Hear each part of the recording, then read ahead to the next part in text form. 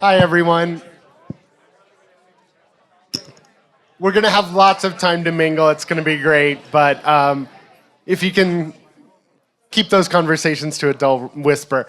I'm Ina Fried, Chief Technology Correspondent at Axios. I'm also author of our daily AI Plus newsletter. If you don't get it, it's free. All we ask for is your email. You can go to newsletters.axios.com. Without further ado, I am joined by our first guest, Future of Life Institute President Max Tegmark. We're going to talk today about our AI future, but when we say that, it sometimes implies that we're talking about a future that's predestined, not something that we as humans have an ability to determine. You know, this could look a lot of different ways, so we're going to get into that. Now, Max, a lot of people first heard about you when you called for a 6-month pause on advanced AI development. I've heard you say you knew there wasn't going to be a 6-month pause, that wasn't really the goal. The hope was to get people to pay attention. Are enough of the right people paying attention?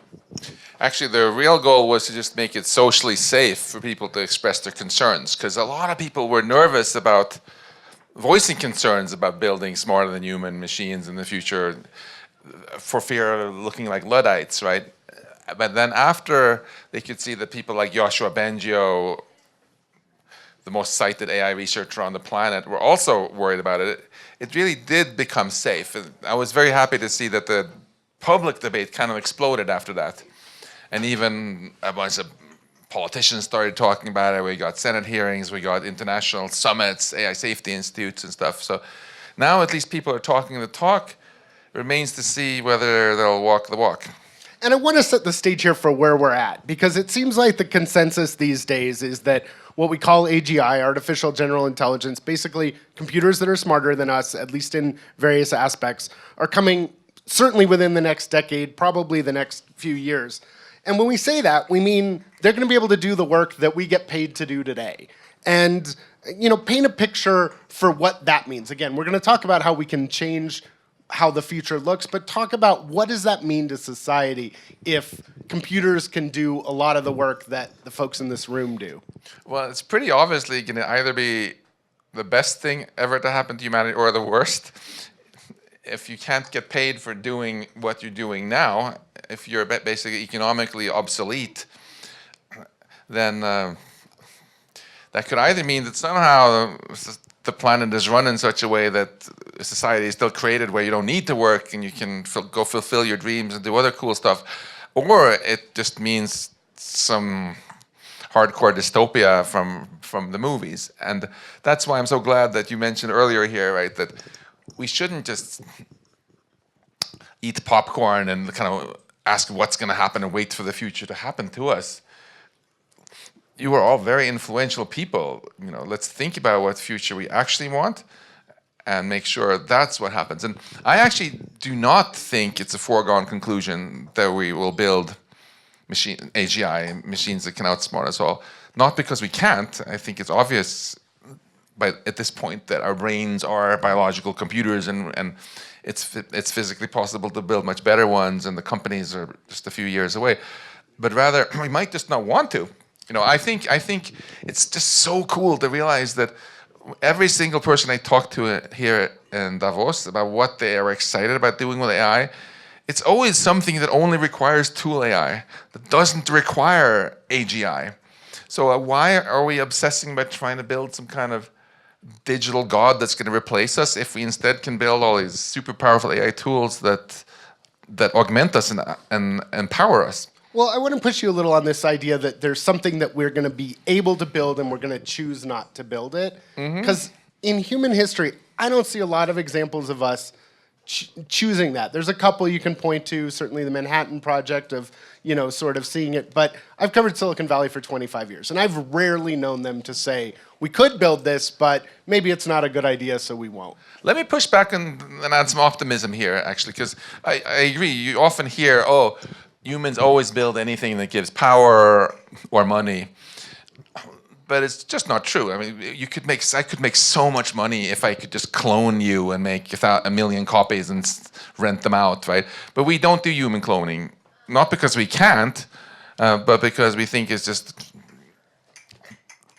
not it's dystopian. We don't want to lose control over our species. The only guy who ever did it is went to jail. But those are like the only two examples, right? Human cloning and nuclear proliferation, and even that we've only done. There's all sorts of eugenic stuff you could do, edit the human germline. I can give you a longer list. And this one, I mean, raise your hand if you are excited about us getting powerful AI that can help cure diseases and help us. Yeah. Okay, now take them down and raise your hand if you're really excited about building AI that makes you all economically obsolete and replaces you. Oh, there's a couple of There's a couple of hands.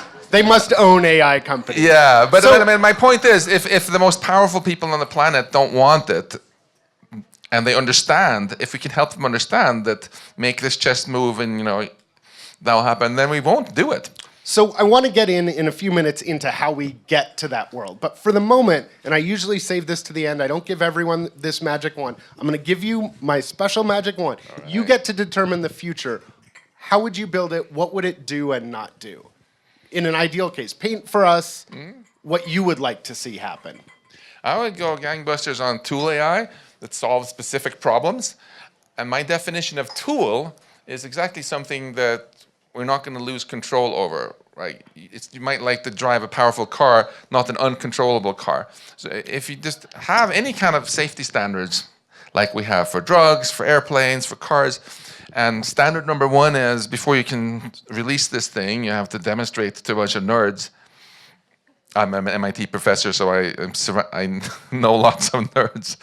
You have to demonstrate to the nerds that convince the nerds that you're not going to lose control over it. That's all you need to do.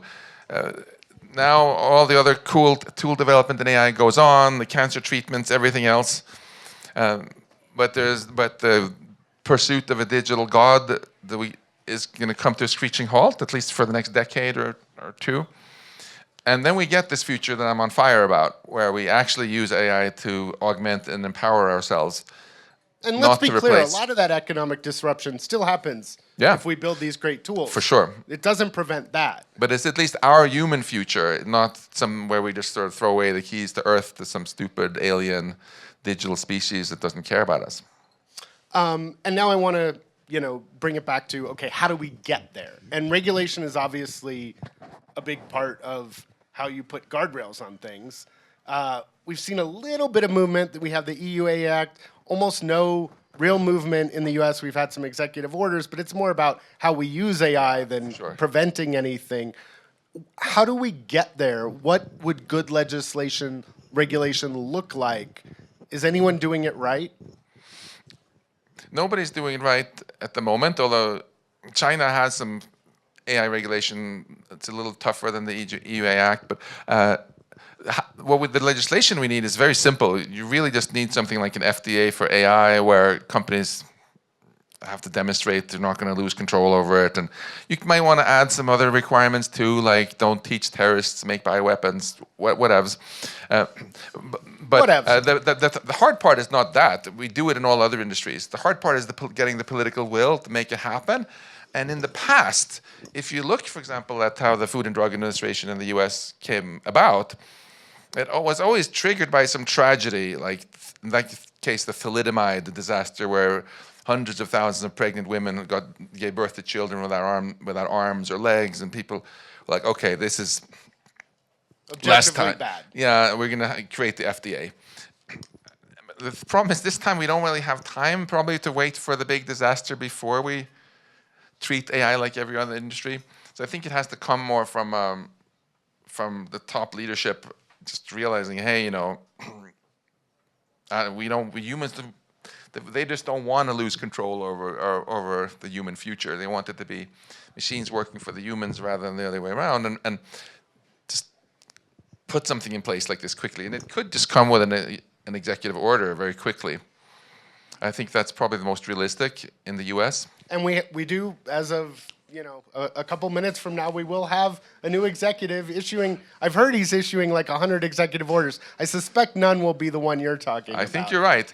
But I'm actually, apologies for being such a cheerful optimist here. It's just my nature. But, when you listen to Trump himself speak about powerful tech, it's pretty clear that he is bothered by extreme threats from extreme powerful tech. He's talked a lot about the risk of nuclear war.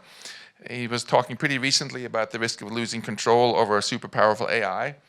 So I think the question is whether ultimately whether it's going to be kind of his own conscience or moral compass that wins, or the tech lobbyists who are telling him to look the other way. And one of the clear, as you point out, who's in Trump's ear, I think, matters a lot. One of the people in his ear a lot is Elon Musk. I've heard you say that could be a good thing. Talk about that. Yeah, so like if Trump decides that he does not want to entrust the future of the universe to some tech executives in Silicon Valley, right, then he can obviously get advice from Elon on how to implement this kind of stuff. And David Sachs, the new AI czar, also has this tweet where he talks about how he's all for tool AI, but not the replacement species kind.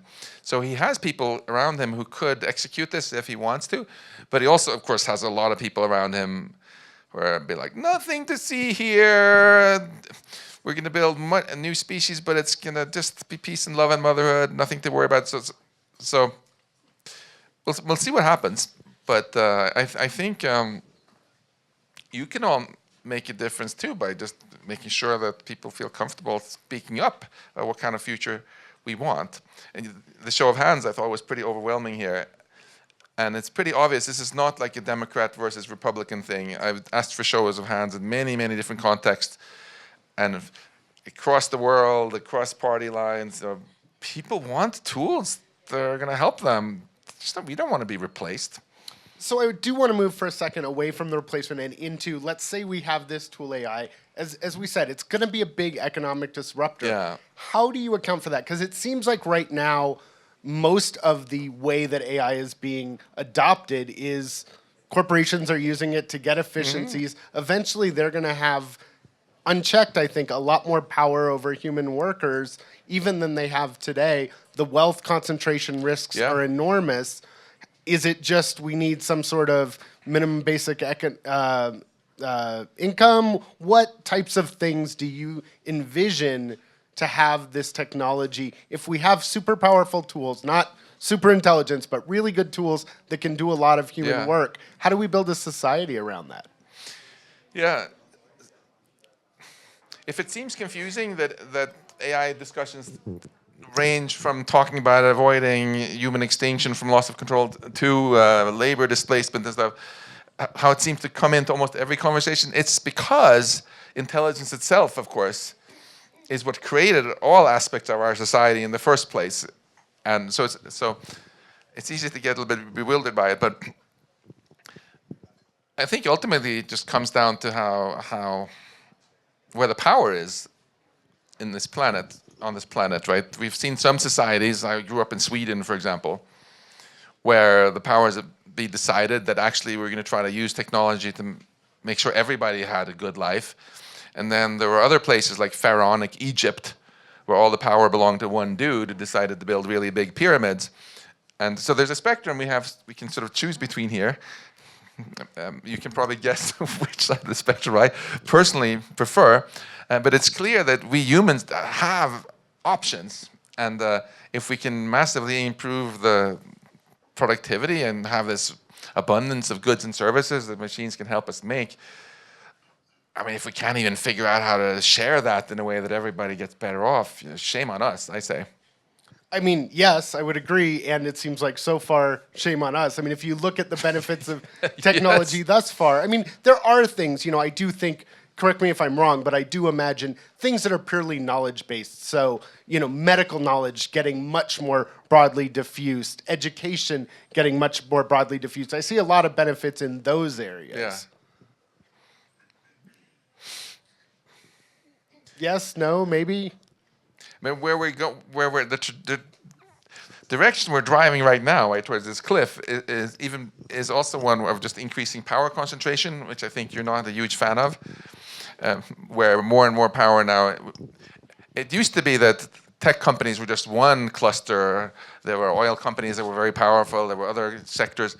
all the biggest companies in the S&P 500 now are tech companies, right? And it's pretty clear that that's never going to reverse. Future power concentration will all go into the tech companies. So it's a question we face in all countries, in all societies. Is this what we want, to have a bunch of unelected tech executives making ever more impactful decisions for everyone, or should we have a more democratic way of running these things? I think putting some basic safety standards in place, saying that these tech bros can't just do whatever they want, is a good first step. Because I find it kind of absurd right now. If you want to open a sandwich shop in San Francisco, you can't actually sell your first sandwich to a customer before the health inspectors come to check your kitchen for rats and stuff. But if you have a company in San Francisco and you just build super intelligence, you can just unleash it without even calling the health inspector or any other inspector. There's just no rules. So step one is let's get some standards in place at least. All right. Well, I think unfortunately we're going to have to leave it there, but we're going to be having a ton of discussions over the next week with a lot of interesting folks from AI, and I think you've given us a great starting point. So everyone, please thank Max Tegmark. Thank you. That was fun.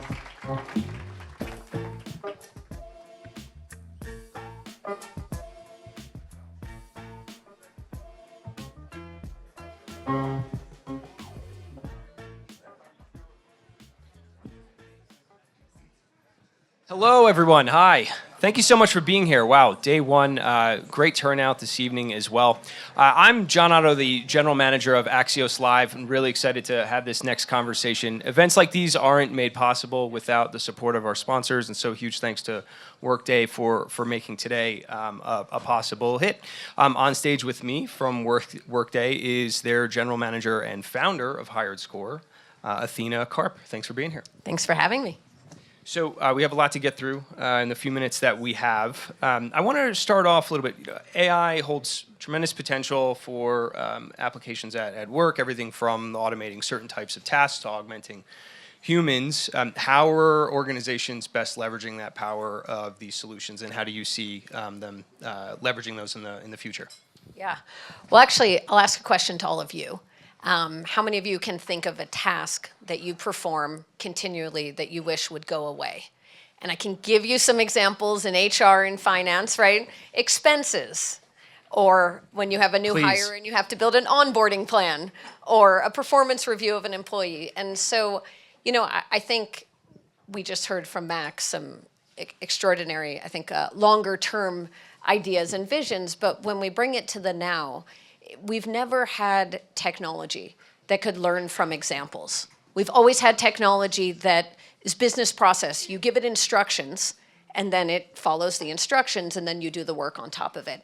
What's different about AI is the ability to have the system not be constrained to things that only follow instructions and are universally always true and can be if-then, but rather can learn how you do it and what you do, and then depending on the work, assist you in all those examples I gave: onboarding, expenses, hiring, performance management, so that you actually do it in the best of class way, and you do it without all the time consumption and challenge of how you do that well. Let's continue on a little bit more, go a little bit deeper on how you're seeing organizations apply this in HR and finance specifically, and making it equitable both for employees but also for the business too. So this is what's unique about what we're doing at Workday. Many of you might have heard about Illuminate, which is our AI strategy. And what I love about it is the ability to segment by the types of work. So we have the ability to accelerate specific tasks, and then assist you, meeting you in real time in your flow of work. And then transform is really reserved for these complex, multi-stakeholder processes that yield iconic outcomes. And when you start to, instead of AI and this big thing that we have to figure out, and you start to break it down into these different areas, not just of impact, complexity, outcome achievement, but one of the BCG study talks about over 80% of executives have AI as top 3 priorities, but only a third have actually started to realize quantifiable value and impact. And I think that's where Illuminate can really help segment the types of HR problems and finance problems, the ways we want to tackle them into this very consumable buckets. Oh, I've heard you refer to the virtual AI exoskeleton. You got to tell us more about that. Yeah. So what's nice is when we have parallels to AI that aren't different than in the world today. So I think a great example with this virtual exoskeleton in workforces specifically is we've had exoskeletons for decades. So let's take a warehouse worker, right? The average warehouse worker, between the weight of an arm and the weight of a tool, is 17 pounds. They lift their arm on average 4,600 times a day. So if you imagine someone doing that day in and day out at different age, different genders, different levels of strength, it's impossible, and that's where we have physical exoskeletons. The best way that we like to think about AI is you're giving a digital exoskeleton to do not just mundane work, but also work that might require expertise that people might not yet have or might not have had the ability to experience that type of work or collaborate with that type of person. And that's actually one of the beautiful things with what AI is enabling is this almost democratization of expertise. We've always talked about hiring for potential, but the ability for a business to reduce the risk of hiring for potential when you don't have an AI coach to gauge the level of expertise, competency, and the fluency in that type of work is really hard, and AI unlocks a lot of that.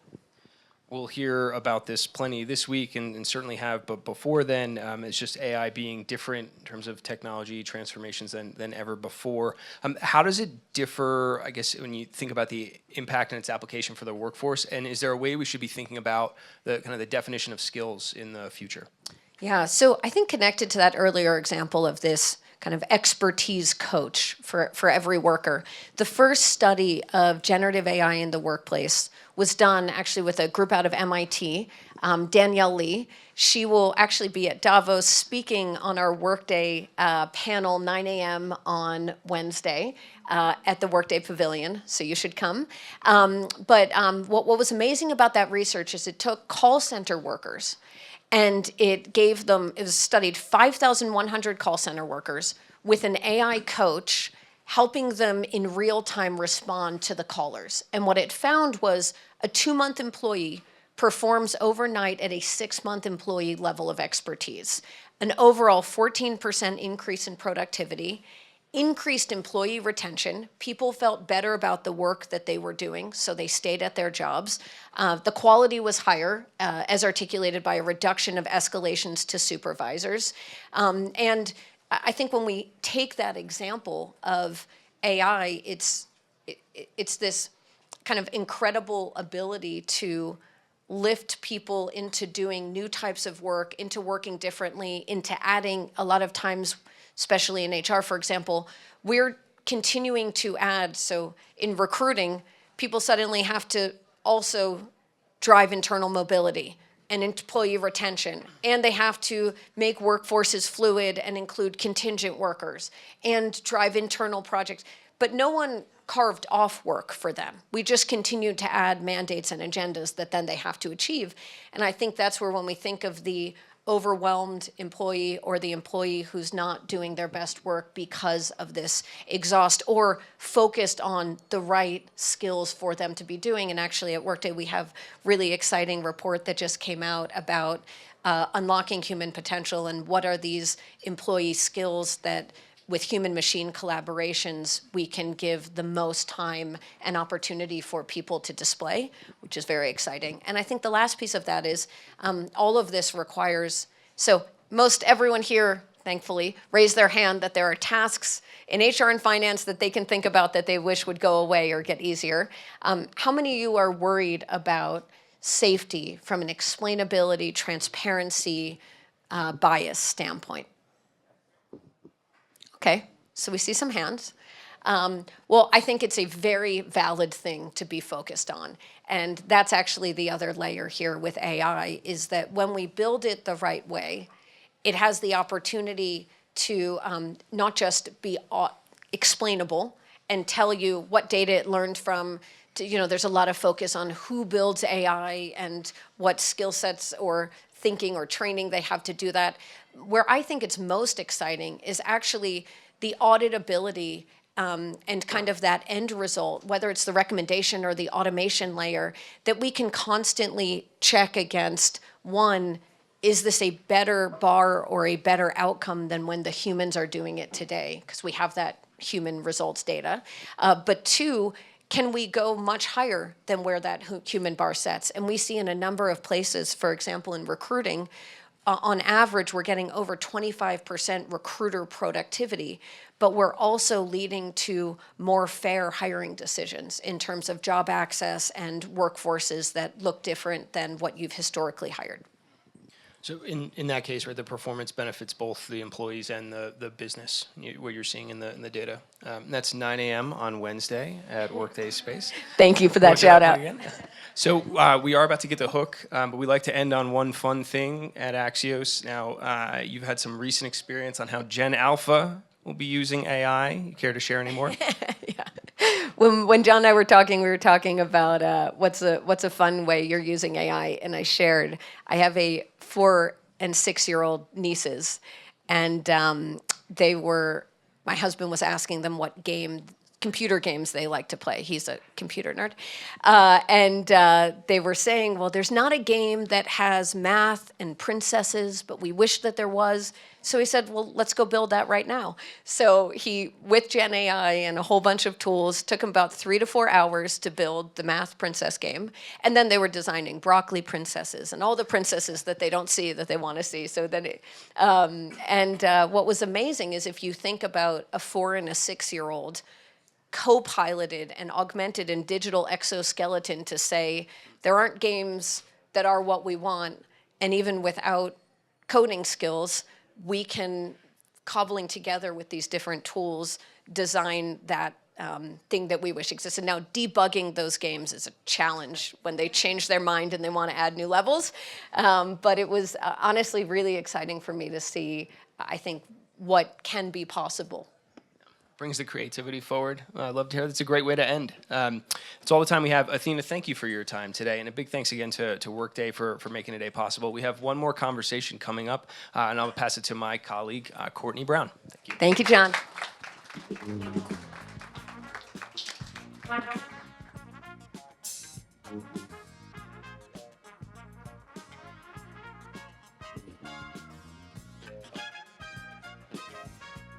All right. Hi, everyone. If you're thinking about leaving, I have a reason why you should not leave. We have a really cool surprise at the end of our session. And let's just say it's not a want, it's a need, something you need to do if you want to do Davos right. So, our final guest is David Koh. He's the CEO of Calm, sleep and meditation app, one that I use. Something I learned about David is that it's your first year in Davos. So how is it so far? Are you ready to go home yet?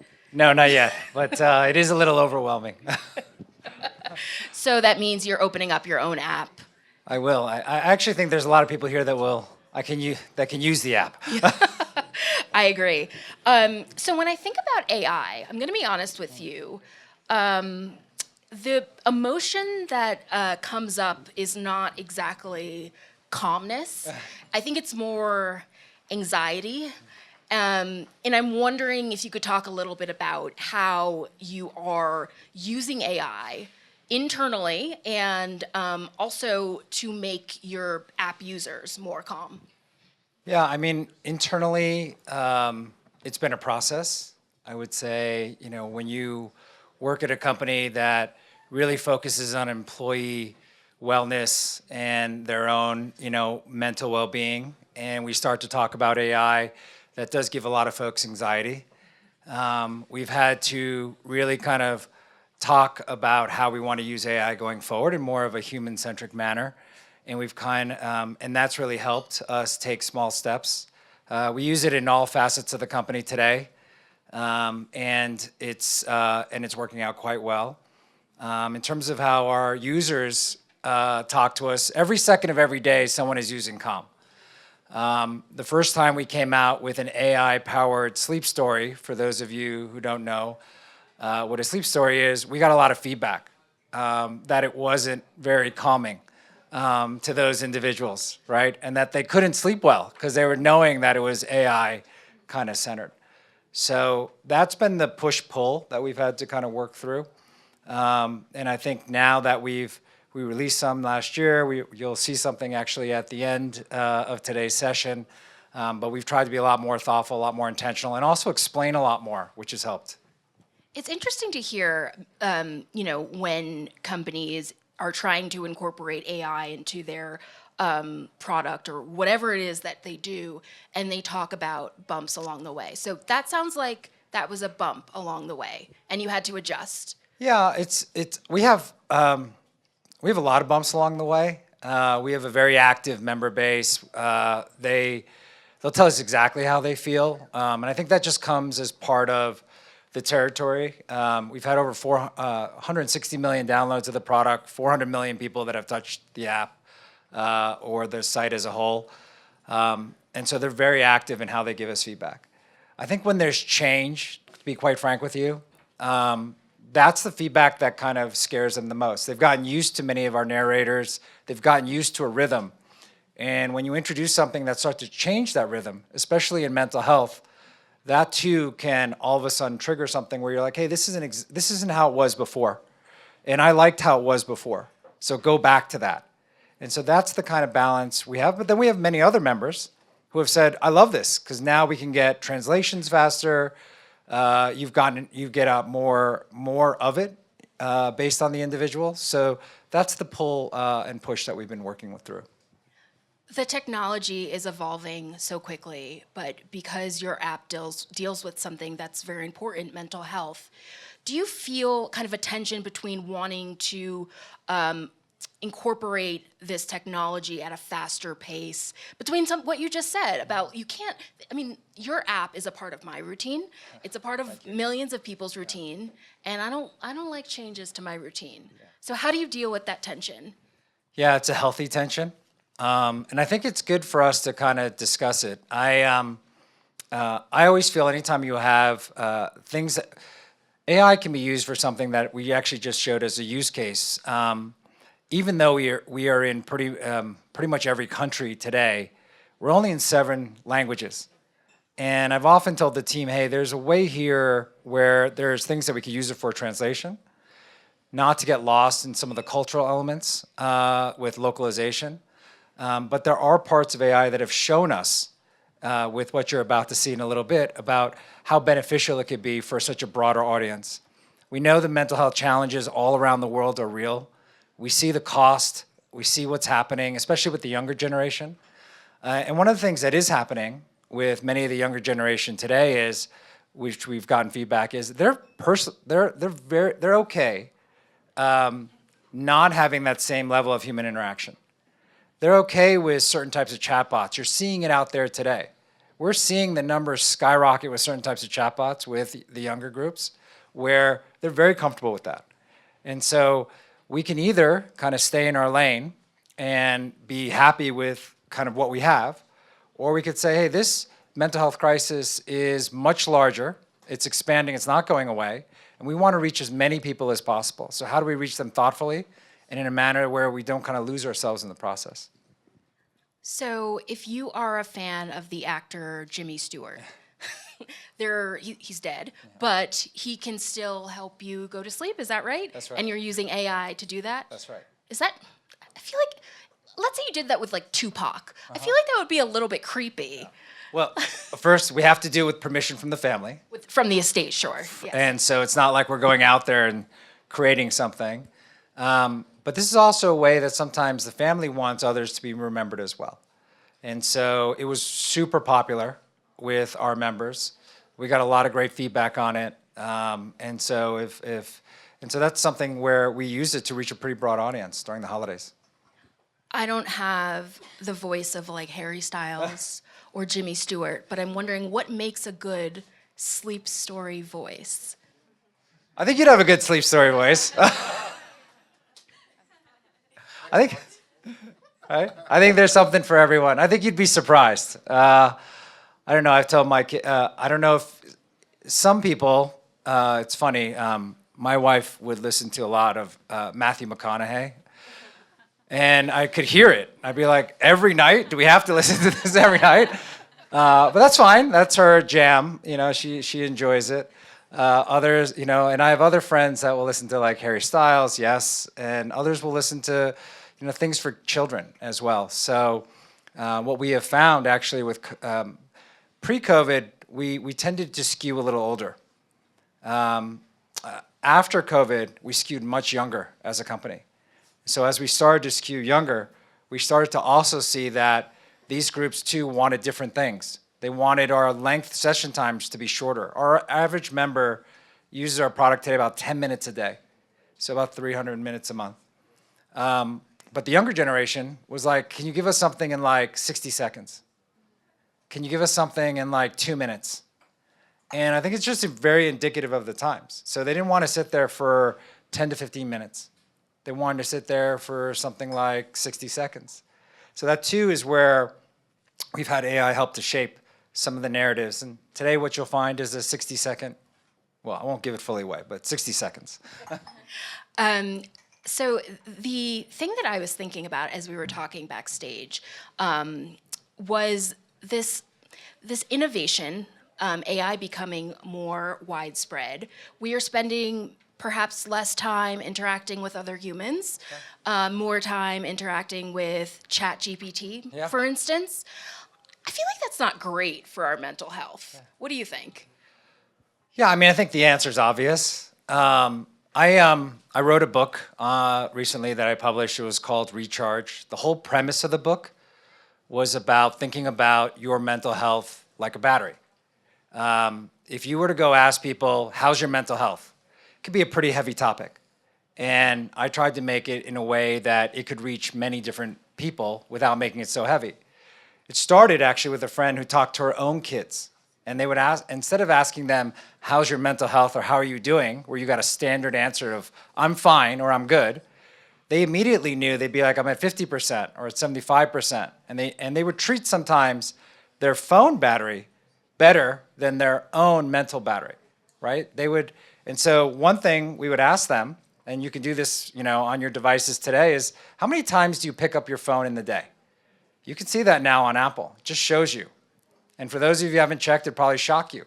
So for many folks out there today, it's north of 160 times. We did this in a room of about this size a month ago. The winner was 530, that they had picked up their phone 530 times in the day. And well, our question was, every time you do that, instead of just checking on that notification or, you know, trying to check for that email, check in on yourself. One word of advice, if I could add on to your advice, because I read this tip and I love it. I do it with my friends. I don't ask, how are you? Because you do get that fine. You know, you ask, you know, how's your battery doing? Love it. Do not ask that to strangers. Have a relationship with the person you're asking, because I don't think strangers will respond the way that you're hoping they will. You used the word human-centric earlier. I want you to explain to the audience what that means and how that shapes the way that you're hoping to use AI for comm. Yeah, so you'll hear in just a couple of minutes, one of our narrators who I love, Chips Okereke. We would love for his volume, on a personal note, there's only so much he can do. And he's active pretty much every day. But there's many different forms of content that we talk about him trying to get out globally, all over the world. And something you're going to see today is something that he did in 60 seconds. Sometimes he's a lot longer than that, but he's the owner of that. So he's the one that's basically working with us to kind of give us the rules and work with us within the guardrails, and we're using that technology to amplify him. And that's been a win-win for all of us. It's been a win for our members. It's been a win-win for other people to get to know him that maybe wouldn't have got to know him because, you know, his content form maybe was too long. And there'll be people that get to know him in other parts of the country because now he'll be more localized for their country. I think if you were to ask people, you know, about their mental health or, whether their battery is charged or not. I think most people would agree that things are pretty wild out there in terms of, the political environment. I think there is a lot of anxiety. And I wonder if you see some sort of correlation between the political environment and anxiety around the world and use of apps like yours. Yes, we saw it right in the elections. We actually, during the elections, ran a 30-second commercial for those of you who maybe saw it, and it was just 30 seconds of silence. And in that ad that we ran on CNN and a couple of other news agencies, we jumped 100 points in the App Store, 100 kind of levels. We saw our usage go up thousands of percent that day. So when folks ask, like, is election stress real, we just pointed to the data. And then right after election stress, we saw it around the holidays. When people had, family dynamics around the holidays, and, it spiked again. And so it's definitely, so when folks ask about election stress, holiday stress, it's all there. And so we just want a place where hopefully you could feel a little bit better about yourself. And if you need a little bit of time, we give you techniques so that you can find just a little bit of peace, both mentally and physically, during these hectic times. I wonder how you see AI, if at all, as a competitor. Instead of opening up the Calm app, maybe I could open up ChatGPT and ask them to give me a 3-minute meditation. Do you see it as a competitor? I've done it. You've done it. Oh yeah. I mean, you could do that right now. And it's not to say that you can't use that with other LLMs that are out there today. I think that is an absolute, kind of threat that's out there. But the fact is, I do think that brands matter. I think trust matters. I think the types of advice you get matter. And so for us today, that's why I do believe that we want to work with AI and keep it more human-centered in terms of our approach today. That may change over time. But for now, that works for us as a company. It works for us with a user base. And we're constantly kind of tracking that. Maybe, hopefully, if I get the opportunity next year, I'll tell you which way it's swung, Okay. See you next year. Yeah. So we usually have one fun thing.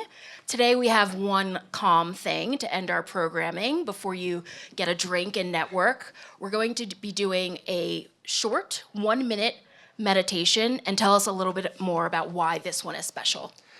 This is fun because it's by Chibs, I was telling you earlier. I'd love your thoughts after it's over. For those of you who do meditate, you'll realize some of the techniques. It's really quick.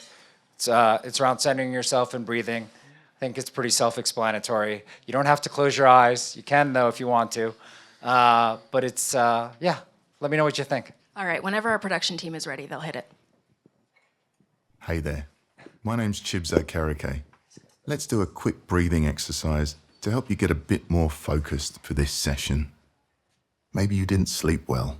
You've been trudging around in the snow in dress shoes, or you're buzzing from the never-ending networking here at Davos. So let's do a quick reset. You can close your eyes or just soften your gaze if that feels better. Try bringing your awareness to your breath as it moves through your body.